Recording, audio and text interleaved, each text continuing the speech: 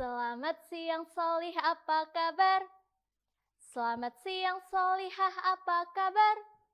Selamat siang Solih, selamat siang Solihah, selamat siang semua, apa kabar? Assalamualaikum warahmatullahi wabarakatuh. Alhamdulillahirabbil alamin. Wassalatu wassalamu ala asrafil anbiya'i wal mursalin wa ala alihi washabihi ajmain. Amma ba'du. Pada kesempatan yang berbahagia ini, perkenalan dulu ya. Perkenalkan, nama kakak Kak Fatimah. Di sini Kak Fatimah akan berbagi kisah tentang seorang nabi yang diberi dua kemuliaan oleh Allah Subhanahu wa taala. Yang pertama, beliau diangkat menjadi seorang raja. Yang kedua, beliau dikaruniai kitab Zabur. Siapakah itu? Adik-adik ada yang tahu tidak? Nabi siapa? Iya, Nabi Daud alaihi salam. Di sini kakak akan berbagi kisah mengenai Nabi Daud alaihi salam. Pernah dengar kisahnya belum? Kalau belum, kita bahas bersama-sama ya.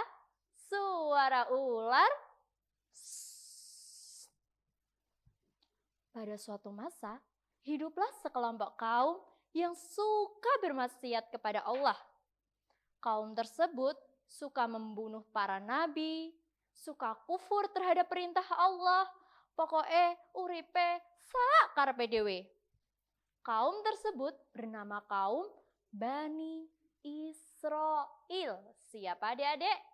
Kaum Bani Israel.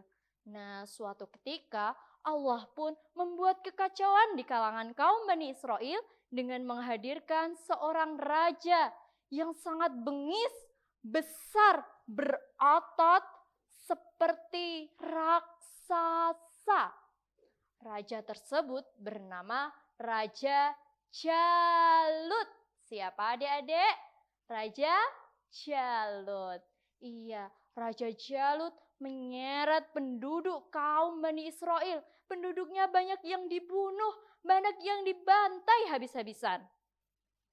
Karena merasa lelah dengan penderitaan, akhirnya kaum Bani Israel pun memohon kepada Allah agar dipilihkan seorang pemimpin yang bisa melawan raksasa Jalut tersebut. Nah, Allah pun menghadirkan seorang pemimpin bagi kaum Bani Israel. Namun, diangkat dari kalangan rakyat miskin yang biasa saja. Namanya adalah Raja Tolut. Siapa adik-adik? Raja Tolut. Oke, singkat cerita, Raja Tolut pun mengumpulkan seluruh penduduk kaum Bani Israel, mengumumkan untuk siap-siap pergi ke medan perang. Saudara-saudaraku, besok kita akan menghadapi raksasa Jalut tersebut, maka bersiap-siaplah. Tiba-tiba ada seorang anak kecil yang memanggil Raja Tolut tersebut. Raja, Raja. Suara siapakah itu? Aku di sini, Raja. Oh, anak kecil. Ada apa, nak? Besok aku izin, aku ingin ikut berperang, Raja. Aku akan melawan raksasa Jalut yang telah membuat teman-temanku menjadi yatim. Oh, anak kecil, sebaiknya kamu di rumah saja. Kamu kan masih kecil. Nanti kalau sudah besar, baru boleh ikut berperang. Tidak, Raja. Aku ingin ikut berperang. Aku memiliki senjata ketapel dan aku pasti akan membunuh Jalut tersebut.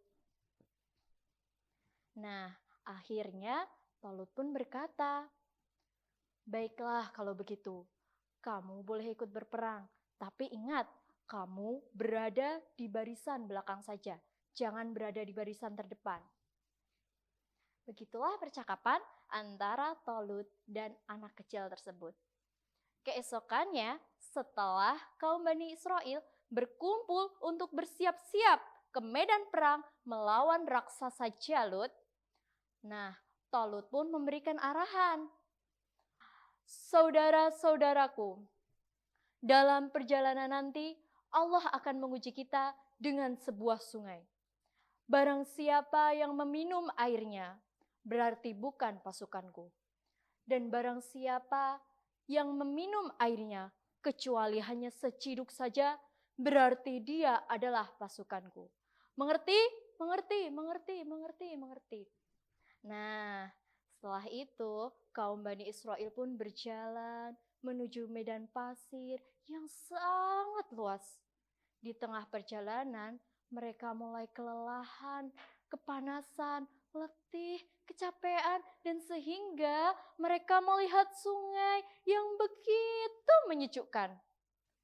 Wah, ada sungai teman-teman, ayo kita lari. Akhirnya, kaum Bani Israel tersebut lupa akan peringatan Tolut. Mereka meminum airnya, bahkan ada yang mandi hingga berenang dan akhirnya membuat malas-malasan. Sehingga kaum Bani Israel pun banyak yang tidak melanjutkan ke medan perang. Hanya tersisa sedikit saja. Meskipun demikian, Tolut tidak menjadi pesimis. Tolut berdoa kepada Allah yang tertuang dalam Quran Surat Al-Baqarah ayat 251 yang berbunyi, Rabbana afrik alaina sabran wasabit aqdamana wansurna alal qaumil kafirin.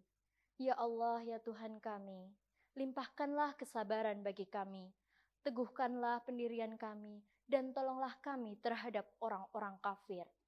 Nah, sampainya di medan perang, begitu betapa terkejutnya pasukan Tolut ketika menghadapi pasukan Jalut yang begitu banyaknya. Akhirnya mereka pun saling berperang, menghunuskan pedangnya dan banyak sekali darah yang bercucuran. Sehingga di tengahan peperangan, Jalut pun muncul dengan sombongnya. Hahaha.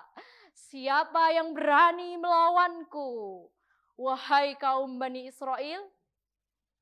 Tiba-tiba ada suara anak kecil yang datang. Aku yang akan melawanmu, raksasa Jalut.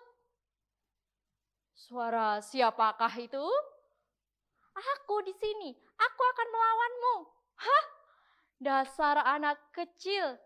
Lebih baik kau di rumah saja daripada kau harus mempertaruhkan nyawamu di sini. Hahaha. Jangan panggil aku anak kecil, Jalut. Namaku Daud. Aku akan melawanmu. Ayo, kalau begitu rasakan sabetan pedangku ini. Akhirnya Jalut pun menyabetkan pedangnya dengan begitu hebatnya. Dan Daud pun bisa menangkis, mengelak sabetan pedang dari raksasa Jalut tersebut. Sekarang giliran Daud yang mengeluarkan senjatanya, yaitu sebuah ketapel dengan 5 buah kerikil. Bismillahirrahmanirrahim. Batu tersebut tepat mengenai dahi raksasa Jalut sehingga darah pun mengucur deras dan akhirnya Jalut pun tewas adik-adik. Dan akhirnya perang pun dimenangkan oleh pasukan Tolut dengan perantara Nabi Daud alaihi salam. Yeay! Nah, Nabi Daud setelah peperangan tersebut diangkat menjadi seorang raja. Nah, adik-adik, hikmah apa yang dapat bisa kita ambil? Jadi, Nabi Daud alaihissalam mengajarkan, meskipun masih kecil, kita harus selalu membela kebenaran. Jangan pernah takut karena Allah pasti akan menolong kita. Nah, demikian kisah dari Kak Fatimah. Semoga bermanfaat ya. Dan terima kasih atas perhatiannya. Aku qouli hadza wa astaghfirullah li wa lakum wa akhiru alhamdulillahi rabbil alamin. Mangan ketupat, lawuh bakmi, menawi lepat, please forgive me. Akhir kata, wassalamualaikum warahmatullahi wabarakatuh.